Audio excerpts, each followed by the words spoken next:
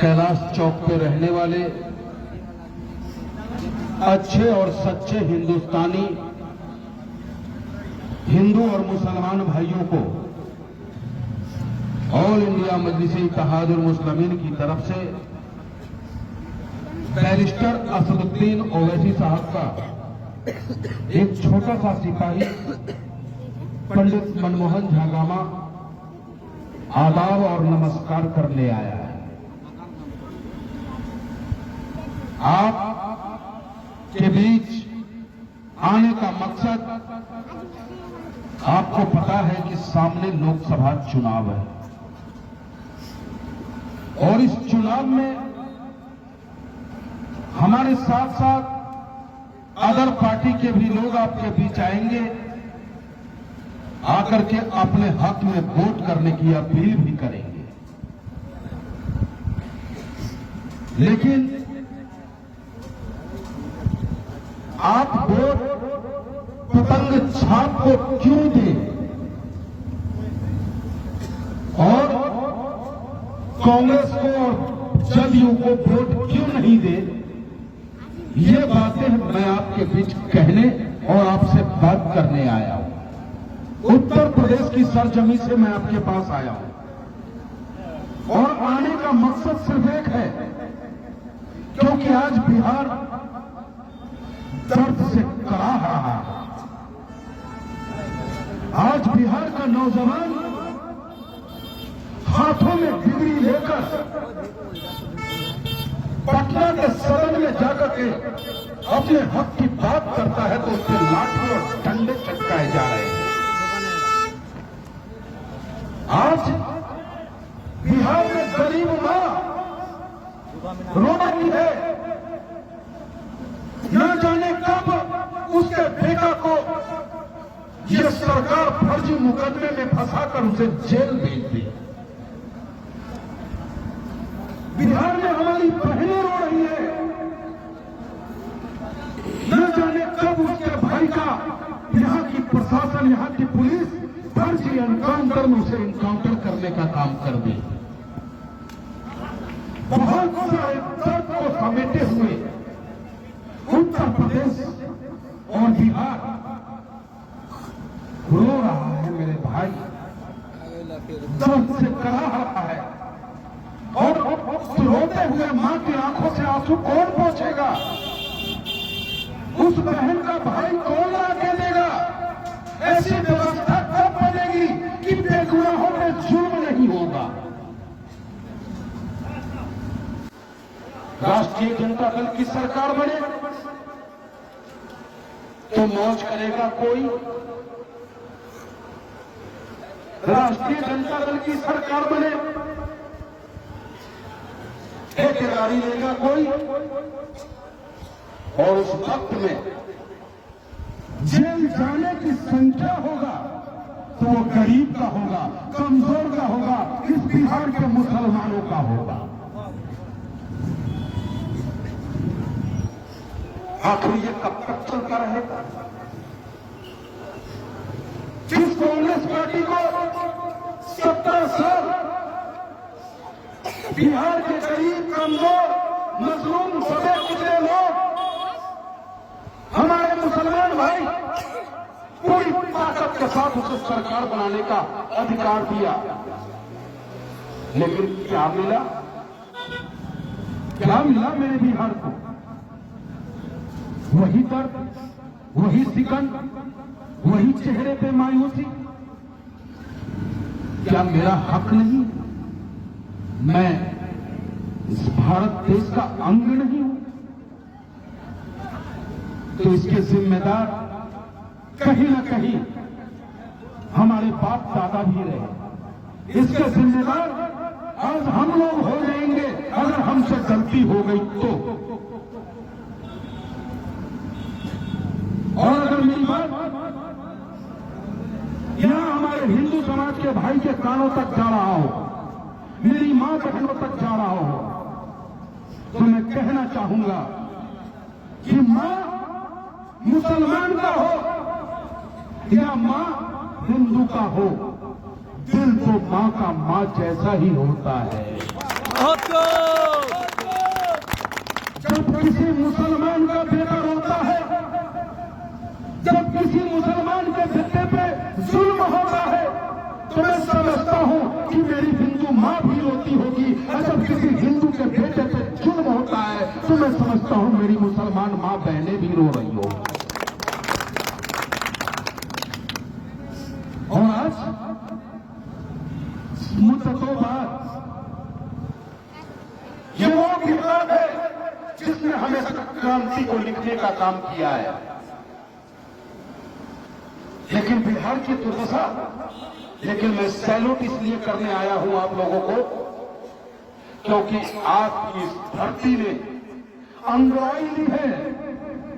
आपकी इस धरती ने पूरे बिहार के कमजोर लोगों को आपके किशनगंज की ओर देखने के लिए मजबूर किया है। वो बिहार के किसी भी कोने में बैठ करके कहीं घास काट रहा होगा, कहीं वो सूखी रोटी खा रहा होगा, लेकिन अपने भगवान से, अपने अल्लाह से वो प्रार्थना और दुआ कर रहा होगा कि हे भगवान, हे अल्लाह, किशनगंज में एक बेटा, एक कोहिनूर निकला है जो गरीबों की उम्मीद है। वो उम्मीद कौन है? तो वो आपका अपना बेटा, अपना भाई, अपना नेता, वो अख्तरुल ईमान है।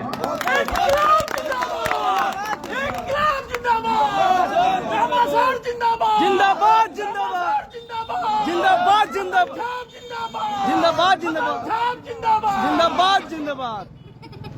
तो इतनी बड़ी ताकत आपके किशनगंज में जन्म लिया है। अब इस ताकत को संवार लो या बिखेर दो, ये जिम्मेदारी आपकी है। अगर आपने अख्तरुल ईमान को ताकत दिया, तो ये ताकत सिर्फ अख्तरुल ईमान का किशनगंज की जनता की नहीं होगी। इस ताकत से बिहार के सुदूर कोने में रो रही मेरी मां के चेहरे पे ये मुस्कान लाने की जिम्मेदारी ऑल इंडिया मजलिस इत्तेहादुल मुस्लिमीन के हर एक सिपाही का होगा। कोई मां नहीं रोएगी, चाहे वो हिंदू मां हो या मेरी मुसलमान मां बहनें हो, किसी को रोने नहीं दिया जाएगा। यह सिद्धांत और इस सोच के साथ ऑल इंडिया मजलिस इत्तेहादुल मुस्लिमीन आपके दरवाजे पे वोट मांगने आया है। और जहां तक चुनाव है, तरह तरह की बातें होंगी। लोग हमारे नेता पे तोहमत लगाते हैं, इल्जाम लगाते हैं कि अरे यार पंडित जी, तुम पंडित होकर मुल्लों की पार्टी में चलेंगे, पंडित जी तुम मुसलमानों की बात करते हो। मैं पूछना चाहता हूं, मैं पूछना चाहता हूं उन तालिबों से कि जिस मुसलमान की बात मैं कर रहा हूं, जिस मुसलमान के हक की बात कर रहा हूं, आप बताएं, आपके पड़ोस में एक मजबूत आदमी हो और एक कमजोर आदमी हो, और कमजोर पे जब जुल्म हो रहा हो, तो क्या आप उसके हक में नहीं बोलोगे? बोलोगे या नहीं बोलोगे, ये बताओ। बोलेंगे। अगर आप नहीं बोलोगे तो आप कायर कहलाओगे। याद होगा अगर आप लोगों को महाभारत हुई थी, महाभारत में जब द्रौपदी का चीरहरण किया जा रहा था, उस वक्त उस सभा में भीष्म पितामह, द्रोणाचार्य, कृपाचार्य और कर्ण जैसे महारथी बैठे हुए थे, और एक मां की, एक बहन की, एक बेटी का चीरहरण हो रहा था। चुप रहा। चुप रहने का नतीजा है कि सबको जुल्मी माना गया, सबको पापी माना गया और सबको बराबर का सजा मिला। लेकिन है मेरे दोस्त, हम ऑल इंडिया मजलिस इत्तेहादुल मुस्लिमीन के लोग चुप रहने वाले नहीं हैं, मरने वाले हैं, लड़ने वाले हैं। है किसी माई के लाल में दम, जहां तक हमारी नजर जाती हो, वहां तक अगर किसी ने जुल्म करने के लिए सोचा भी तो उसे करारा जवाब देने का काम ऑल इंडिया मजलिस इत्तेहादुल मुस्लिमीन का एक एक कार्यकर्ता करेगा। बहुत खूब। और मेरा नेता, जहां तक बात है, मैं कहना चाहता हूं अपने हिंदू भाइयों से, मेरे हिंदू भाई, नफरत की निगाहों से मत देखो मुझे, नफरत की निगाहों से मत देखो मेरे नेता को। हमारे नेता के करीब आकर के तो देखो, तुम दीवाना न बन गए तो कहना, क्योंकि हमारा नेता फरेब और झूठ की बात नहीं करता। हमारा नेता हमसे कहता है कि पंडित जी, आप पंडित हो, ब्राह्मण हो, हिंदू हो, आपके सर पे ये तिलक आबाद रहनी चाहिए, आपके सर पे ये चुटिया आबाद रहनी चाहिए, आप अपने भगवान को पूरे इज्जत और शिद्दत के साथ पूजा करें। और मैं मुसलमान हूँ, मैं 5 वक्त का नमाज पढ़ूंगा। लेकिन एक हिदायत भी देते हैं हमें, वो हमसे कहते हैं, पंडित जी कभी टोपी मत पहन लेना, क्योंकि हमारे बीच टोपी आपकी टोपी आप रखो रोजा, और आपका ही खजूर, आपका खजूर खाया, आपकी टोपी पहनी, और आपको ही टोपी पहना के अपना वोट लूट के चला गया। जो इंसान अपने मजहब का नहीं हो सकता, जो इंसान जिस धर्म में जन्म लिया है उस धर्म का एहतराम नहीं कर सकता, उसकी इज्जत नहीं कर सकता, वो जिंदगी में कभी अच्छा इंसान नहीं बन सकता। बहुत ये बातें हमारा नेता बैरिस्टर असदुद्दीन ओवैसी साहब कहते हैं। तो मैं आप तमाम हिंदू और मुसलमान भाइयों से अपील करता हूं, है मेरे नौजवान मुसलमान भाइयों, आपसे मेरी गुजारिश है कि अगर आपको अच्छा इंसान बनना है, अगर आप चाहते हो कि मैं कमजोरों की मदद करूं, जुल्म के खिलाफ आवाज बुलंद करूं, तो सबसे पहले अपनी मस्जिद को आबाद करो और 5 वक्त के नमाजी बन जाओ। जिस दिन तुम 5 वक्त के नमाजी बन जाओगे, तुम्हारे दिल में रहम आएगा, तुम्हारे अंदर इंसानियत आएगा, और जब तुम रोटी खा करके सोने जाओगे, उस वक्त तुम्हें याद आएगा कि शायद मेरे घर के बराबर में कोई गरीब रहता है, शायद उसके घर में रोटी बनी कि नहीं बनी, वो देख के तुम जाओगे, और उसे जब तुम रोटी खिलाओगे, तुम्हारा अल्लाह भी तुमसे खुश होगा और तुम्हारे अंदर इंसानियत जागेगी। और यही बातें मैं अपने हिंदू भाइयों से भी कहता हूं। ये भारतीय जनता पार्टी जो खून खेलने की राजनीति करता है, ये भारतीय जनता पार्टी भगवान राम के नाम पर हमें और आपको लड़ाने का काम करता है। तुमने कभी भगवान राम के चरित्र को करीब से देखा? मेरा राम तो वो है कि अपने पिता के वचन को निभाने के लिए गद्दी को ठोकर मार दिया, और तुम भारतीय जनता पार्टी वालों जबरदस्ती सत्ता पे कब्जा करते हो और बात करते हो भगवान राम की। तुम रावण की औलाद हो, और ऐसे रावण की औलादों से कब तक रही जा सकता है।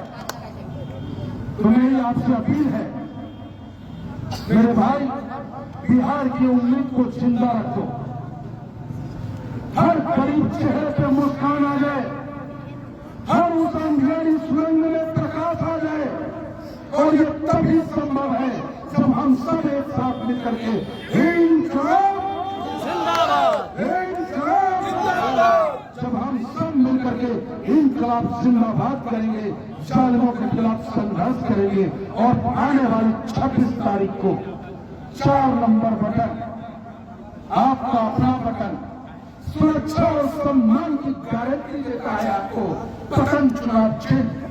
आप पतन के बटन को दबा दो, यकीन करना, विश्वास दिलाता हूं तमाम हिंदू और मुसलमान मां बहनों को, अपने नौजवान साथियों को, मैं आपके घर पे आटा तो नहीं पहुंचा सकता, मैं आपके टूटे हुए दीवार में ईंट तो नहीं लगवा सकता, लेकिन इतना यकीन करना कि अगर ऑल इंडिया मजलिस इत्तेहादुल मुस्लिमीन का सिपाही आपका सेवक बनता है तो आपके चेहरे पे मुस्कान लाने की गारंटी है। आप मां बहनों आपके आंखों में आंसू ना आने दूं, इसकी गारंटी है। हम मोदी नहीं है, फर्जी बातें नहीं करते। हम कभी ये नहीं कहेंगे कि 15 लाख दे देंगे और बाद में जुमला बता देंगे। हम वही कहेंगे जो हम आपके लिए कर सकते हैं। तो क्या मैं उम्मीद करूं आप तमाम वासियों से कि आने वाले 26 तारीख को पतंग का बटन दबेगा, दबेगा, बहुत दबेगा यहाँ। भाई इस चेहरा को देखो। अगर हमें दलाली करनी होती, हमें अपने बच्चों को पालने के लिए पैसे की लालच होती, तो मैं भी भाजपा में जाके दलाली कर रहा होता।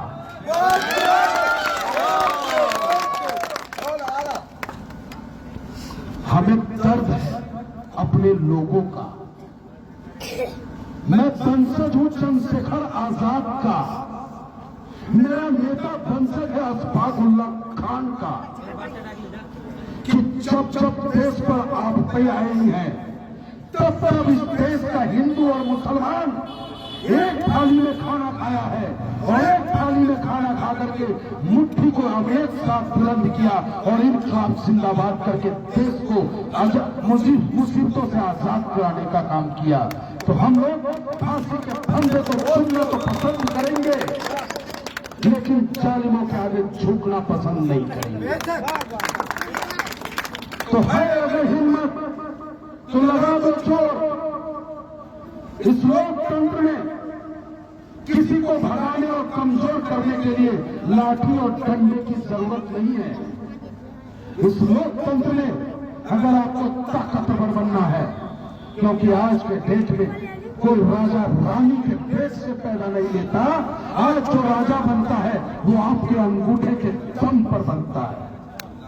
तो अपने अंगूठे का इस्तेमाल सोच समझकर जब वोट डालने जाए, हिंदू भाई हमारे भगवान श्री कृष्ण का नाम लेकर के 4 नंबर का बटन दबा दो और मुसलमान भैया नारे तकबीर कह करके उस बटन को दबा दो और सारी चिंताएं आप हम लोगों पे छोड़ दो। विश्वास करो कि आने वाला 26 तारीख बिहार की उम्मीद बनेगी। आने वाला 26 तारीख गरीबों की आवाज बनेगा किशनगंज। कोई एक बेटा तो होना चाहिए। और आप किशनगंज वालों धन्यवाद के पात्र हो। आपने तो ताकत दिया था, लेकिन निकल गए वो 4 दलाल। उसमें आपकी कोई गलती नहीं है। आपने तो पूरी तन्मयता से ईमानदारी से वोट दे करके जिताने का काम किया। आप लोगों को पता होगा उस वक्त में भी माननीय लालू प्रसाद यादव जी ने हमारे नेता बैरिस्टर सुप्रीम ओवैसी साहब को फोन किया था।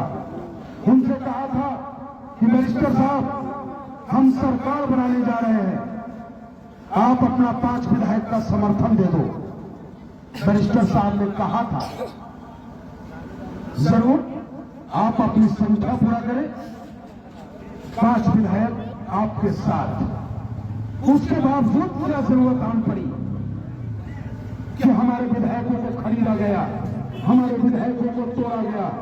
तो वजह सिर्फ एक कमजोर की कोई आवाज न बन जाए, गरीबों के हक की लड़ाई लड़ने वाला कोई नेता न बन जाए, लेकिन ईमान का पक्का, 5 वक्त का नवाजी और तोड़ीमान न बिक सका न टूट सका, न उसे खरीदने की ताकत किसी सरकार में नहीं। तो यह है किशनगंज की पहचान। किशनगंज की पहचान वो 4 दलाल नहीं है। किशनगंज को लोग आज के डेट में अब्दुल के नाम से जानते हैं। तो आप लोग किशनगंज की आन बान शान हो। आप तमाम जनता को, हिंदू और मुसलमान को इस ऑल इंडिया मजलिस इत्तेहाद मुस्लिमीन की तरफ से नमस्कार और आदाब करते हैं और उम्मीद करते हैं कि आने वाले 26 तारीख को एक नया इतिहास आप लिखेंगे। बोलिए आप मेरे साथ, बैरिस्टर सुप्रीम ओवैसी जिंदाबाद, बैरिस्टर सुप्रीम ओवैसी हिंदुस्तान जिंदाबाद, हिंदुस्तान जिंदाबाद, हिंदुस्तान जिंदाबाद, किशनगंज जिंदाबाद, किशनगंज की जनता जिंदाबाद। जिंदाबाद किशनगंज की मां बहनें जिंदाबाद। बहुत बहुत धन्यवाद। मनमोहन सिंह राणा जी अपनी बातों को आपके सामने रख रहे थे। अब मैं बुलाना चाहता हूँ हमारे आखिरी वक्ता को, जो कि दिल्ली से चलकर आपके सरजमीन पर तस्वीर